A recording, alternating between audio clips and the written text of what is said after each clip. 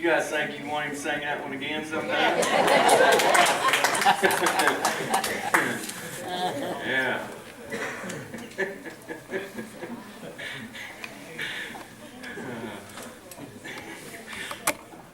Everybody good? Yeah. Feeling better already, ain't you? I wonder what it'd really be like if we really did believe that. Yeah. All right. I'm going to read you some stuff tonight. You appreciate them guys. Hey, Mr. Larry. Thank you. All right. Well, I'm just going to keep right on. If everybody's all right with that. Somebody messed up? I always give you the shot, you know. If I messed you up somewhere or another, you got...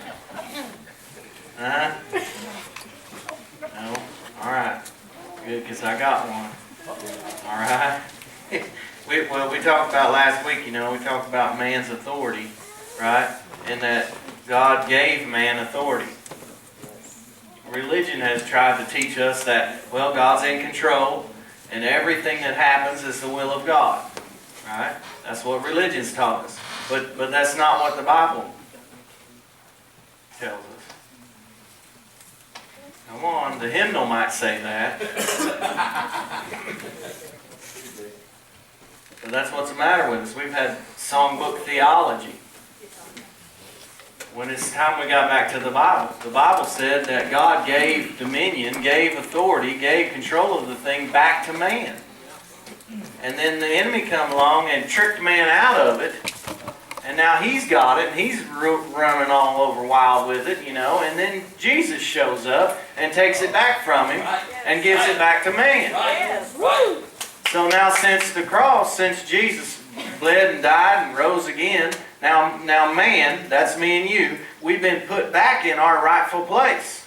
That's right. Now we've not known it. Nobody's told us.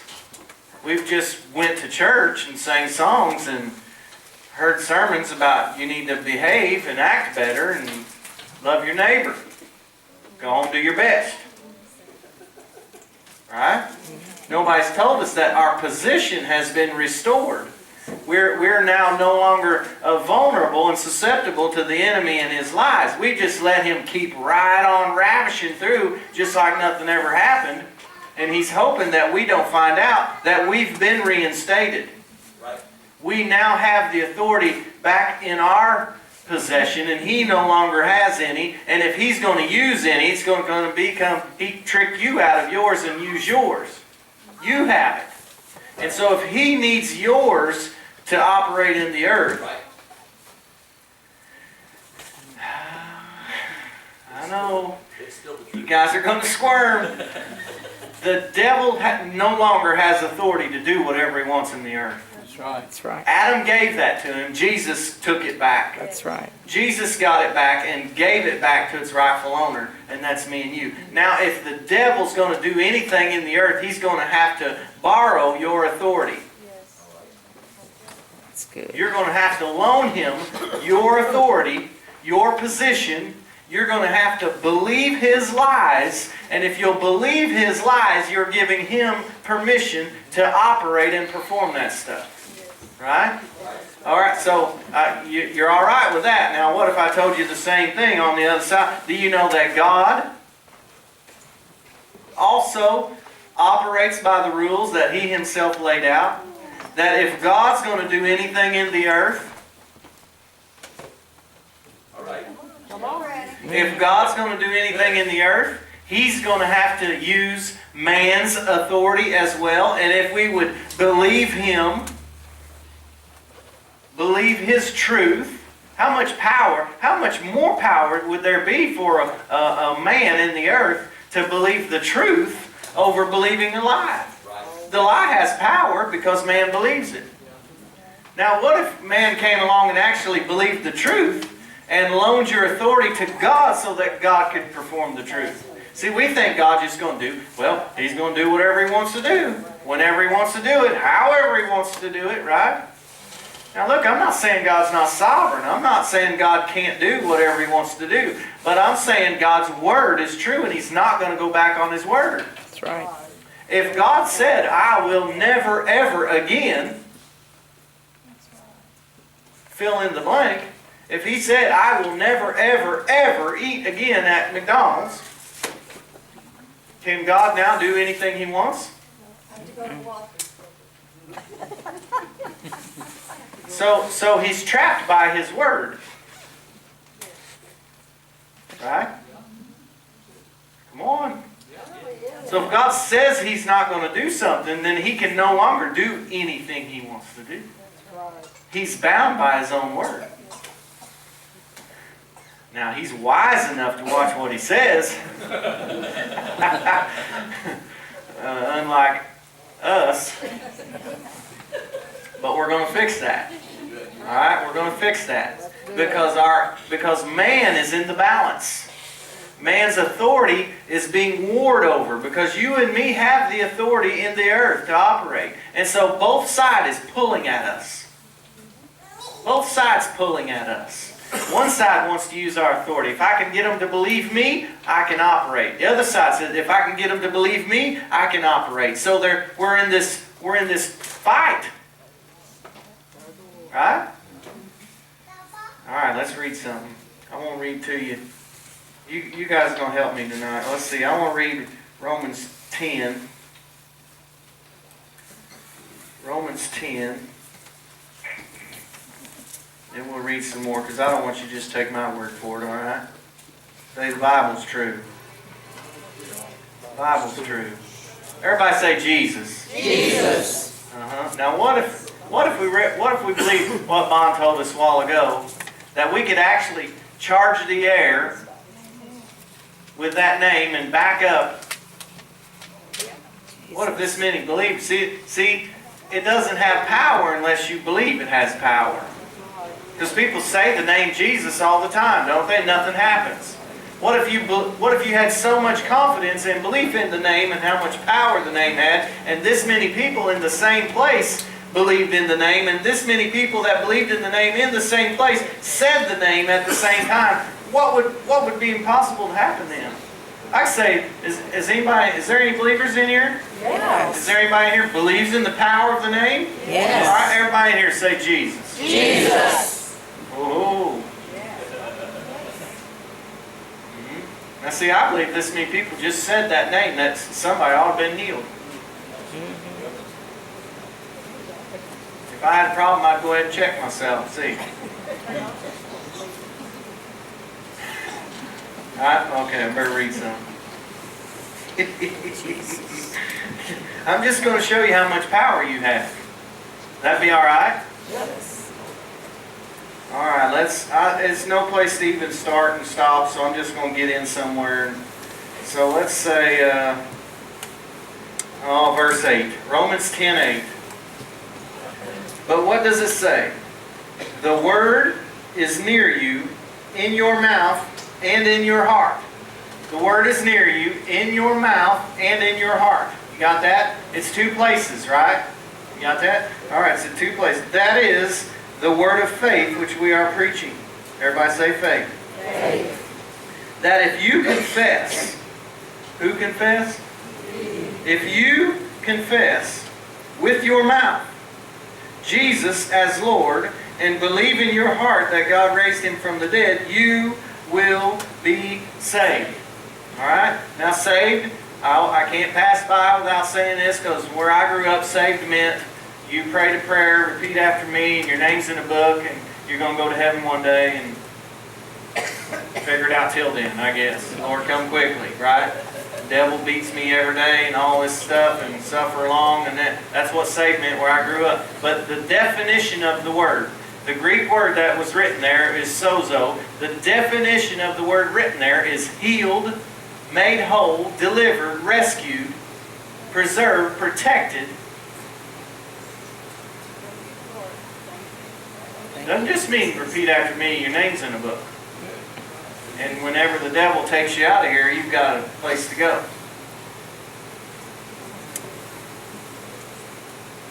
Alright, let me read it again with that context. Saved is the definition of the word. Healed is in the word. Health. is in the Word. Wholeness, protected, preserved. Yes. All that is included in salvation. All that is included in taking part in it. Here's what it says. That if you confess with your mouth Jesus as Lord and believe in your heart that God raised Him from the dead, you will be healed, made whole, delivered, protected, preserved. If you believe that Jesus, believe in your heart, confess with your mouth. See, it's two parts. This is what I want to talk about tonight. 2 parts. There's 2 parts. Because we've had one part, and then some's had one part, and others have no part. What if we got 2 parts and put them together? Here's what would happen. Sound. Watch this. We talked about sound. Sound is the theme, I guess, tonight. But if you make sound, right? We all spoke. But watch this. Rachel, clap for me one time. She got the loudest clap. If you're sitting next to her, it hurts your ears. Under pressure now. She's under pressure. Yeah, all right. Everybody clap. Man, that was pretty good. You see what happened? If you had to have 2 hands for that to work, right? Now watch this. You didn't hear nothing, did you? Nothing happened, did it? Watch this. You gotta have both, see? If you got both in their spot, and they're both in the right spot, power happens. Sound happens. It worked, right? So I'm saying there's 2 parts to this thing. We've said, anytime the enemy tries to get in and mess stuff up, and he will because people are involved, and so we said, this word of faith that we're preaching, this is what it said, Romans 10, the word of faith which we're preaching. If a man believes in his heart and confesses with his mouth that Jesus is Lord, he will be saved. Well, in other words, not just Jesus is Lord as Jesus is Lord, as we've known it and sang the songs, but He really is Lord. That means He's at the top of the list. That means what He says trumps what anything else says. Everything He says is at a higher place of influence than anything else said. What He says is at a higher influence than what, fill in the blank, what the doctor says,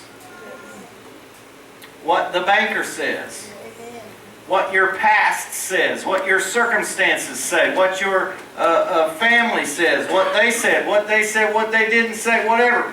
All that stuff has declared stuff to us. All that stuff declares stuff that we take in as truth. But this says if you can believe in your heart and confess that He's Lord. You follow me? Yeah. I'm like saying, so I grew up in this situation and I'm like I am because this. And so I am like I am because this has happened and that's happened and they did this and they did that and they didn't say this and they didn't say that. So I've let all of that. Now look, I'm not being insensitive, all right? I hate that we've all had stuff. We've all got stuff. We have all had stuff, all right? So I'm not being insensitive. I've had stuff, you've had stuff. We've all had stuff. Is that settled? Yeah. All right, so are we going to let all of our stuff now speak and declare who we are and how we are? No. No. And then saying He's Lord?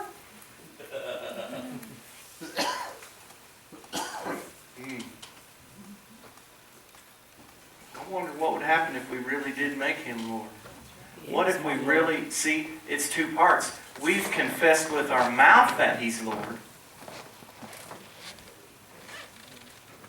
We've confessed with our...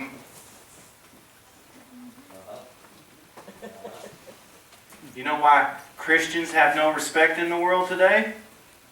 You know why the church is a kind of a laughing stock and it's not taken serious and it has no power and influence in the world today? You know why they roll their eyes at us?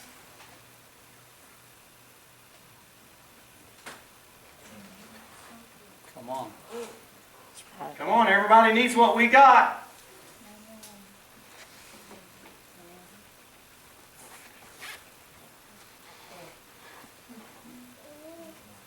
What if we really believed it? See, See, there's a side that here's where we've been all over the place in this thing, right? There's some, you say, right, who's ever heard this? Well, now that name it and claim it stuff. Right, anybody ever heard that?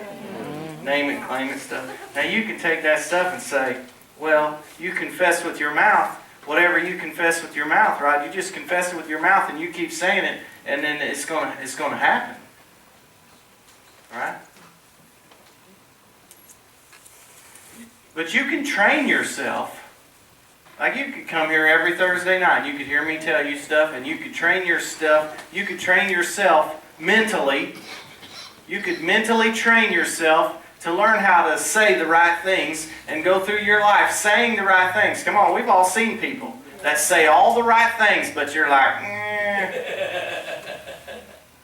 I mean, they say the right stuff, but there's no, it's not real, or, you know what I'm saying? Yeah. So you can train yourself mentally.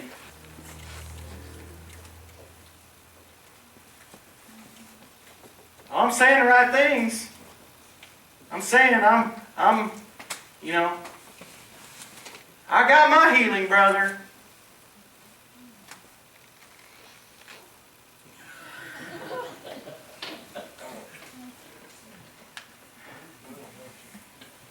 It's two parts. Now there's a group now too. Some of us, we still got some parts or not. None of us are all the way there yet. So I'm just saying, don't be condemned by this. Let's just be honest and humble and hungry and say, you know what? We want this, because now we're coming into some truth. Now we've started believing. And you're saying, you know what? That boy, he's kind of tells some crazy stuff, but I mean, the word's the word, and he's shown me week after week after week, and I can see where it is the will of God for me to be healed. I can see where it is the will of God for me to be blessed. I can see that I have been made right with God by faith in who He is. I preached it 10 years now. Every week, surely, some way or another, that the righteousness of God is a gift. Amen. It's a gift. Yes, it is. It's a gift. I've said it so much. If you've been here very long at all, I believe that you believe that. It's in you. You're believing that in your heart. But now if you just believe that in your heart and no one ever tells you that, you know what, now you have authority and there's power in what you say, and whatever you say, you're giving authority to whoever you're sounding like. And you can have this truth in you, but never learn how to talk any different. You keep on going through life saying the same old things like, I believe I'm right with God. I believe that He's given me the gift of righteousness and the abundance of grace. And also we sing them songs, right? So I'm believing this stuff. But I go on through life untrained and say, man, my back is killing me. I go on saying, well, I'm sick. I'm going to get that flu. Once a year we get the flu, or you know, this is killing me, or I'm freezing to death. Well, what would happen if God said that? You be a nice kid. Could God say, my back is killing me? No. Could Jesus, the man, No. everything that Jesus spoke was performed? Wasn't it? Yes. He cursed trees and they died. He called storms peace and they became what He called them. Could Jesus now say, man, guys, we've been walking so far, my feet are killing me? Could He have cursed Himself like that? No. Wouldn't think of it. But we do it every day.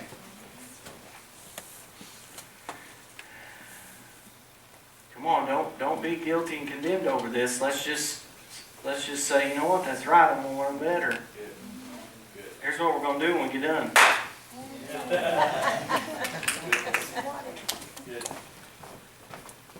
You get both sides to this thing. You're going to start believing that I am who He says I am. You'll start, we're already there. We're already believing this. That God loved me so much, unconditionally, so much. He provided everything for me. He died for me, gave up His life for me. He'd rather die than to live without me. And so I'm believing, before I was ever any good, before there was any good in me, He died for me. That's right. See how much value how valuable you are? I'm just believing that now. Well, then how can I say He loves me that much, but He wants me to be sick? Come on, you're rotten and you wouldn't do your own kids that way.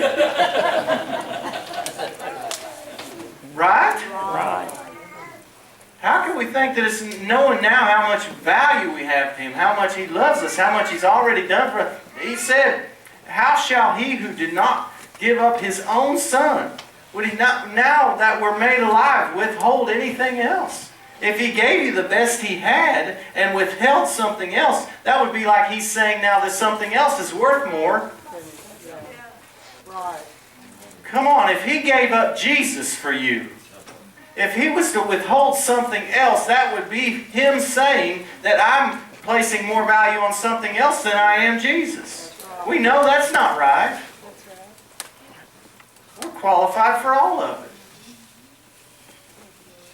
I believe that.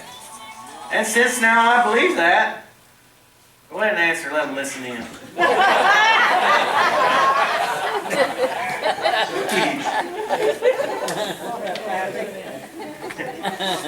Maybe it'd be telemarketer.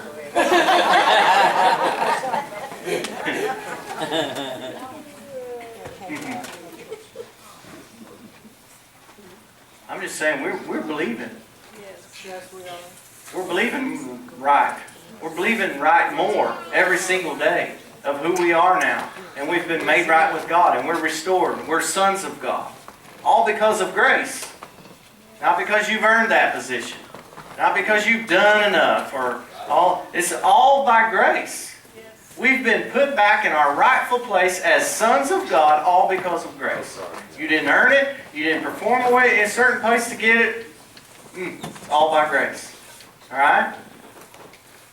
Now, if we're in our rightful position and we're believing that now, because we're made in the likeness and the image of Him, right?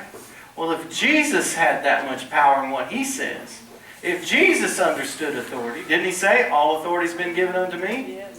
Now He's given it unto us. Didn't He say, Luke 10:19, behold, I've given you power and authority. I've given you authority over all the power of the enemy, and nothing shall by any means harm you. Come on, I'm quoting Jesus. It's written in red. Behold, I've given you authority. You. Everybody say me. Me. He's given you authority over all the power of the enemy, and nothing shall by any means harm you. Now we haven't seen that, have we? We have been harmed, haven't we? We have been taken advantage of, haven't we?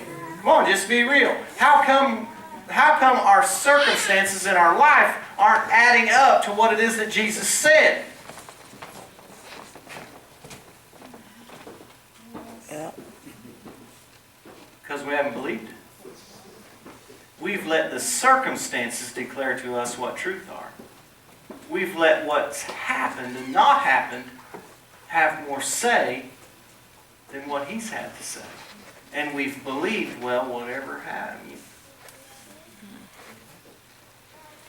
I'm telling you, for me, I can speak for me, I can't speak for you. I'm going with Jesus as Lord. From this day forward. Whatever He said is the way it is. And if my circumstances don't line up with it, then I'm just going to keep changing what it is I believe. I'm not going to let my circumstances dictate my level of living. I'm going to let the truth of His Word and what He says dictate my life to where my level of living has to rise up to the place. Let me say it like this. Your level of living is going to rise or fall to the level of who it is that you're believing. Yes, that's right. We've waited till we're not going to believe it till we see it. Well, that's not faith. Faith is, I'm going to believe it whether I see it or not. And when that's settled in your heart, that's when you see it. See how easy that is? Now that my believing has changed and I've got truth in me, now here's where I still need God. I needed Him to get it to me. Now I still need Him to get it in me and to keep transforming me, renewing my mind, because now I got to say this. Now I say, okay, Lord, I see how much power I have. Right? We've all settled that, right? Let me see. Give you a little bit more.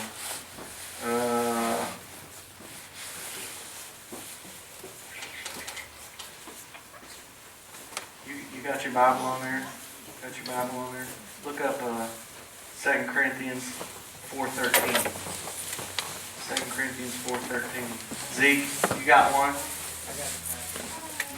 I don't care which one. Matthew 12:34. Who else got one?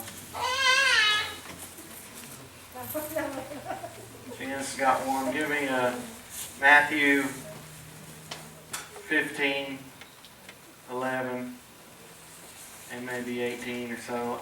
Here's Elvis's. Elvis, what about Romans 4:17? Y'all are had. You got it? Got 2 Corinthians 4:13. What does that say? It says in the Bible, I believed, and so I spoke. And we believe by the same Spirit, so we also speak because we believe. All right, you see the principle there? Now, I'm not big on principles. I'm bigger on relationship, but he's showing us principle. He said, I believe, therefore I speak. Then he repeats it. We have believed, therefore we speak. Right? You see I'm just pulling it out of another place so you can see these things all throughout the whole Bible. It started out this way. Look. Genesis 1. It started this way. If it started this way, surely it has some kind of meaning, doesn't it? So God shows up and it says that the earth is dark and void, formless. Right? It's dark.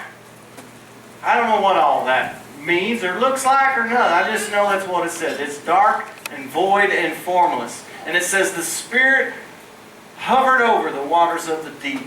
And God said, be light. Is that right? Yeah. Alright, so here God is. He's hovering over the waters of the deep. Now if he had eyes, I guess he does. What does he see? Darkness. Actually, you studied out what he actually said there was, be light. He looked at darkness. Now come on, this is a different thinking than we have, right? We say, woo-wee, is it dark? What are we going to do? Jesus? Right? God didn't do that. He saw it. He knew in his heart and mind what he wanted it to be. And he called it what he wanted it to become. He didn't call it what he saw it. He spoke. And when what he said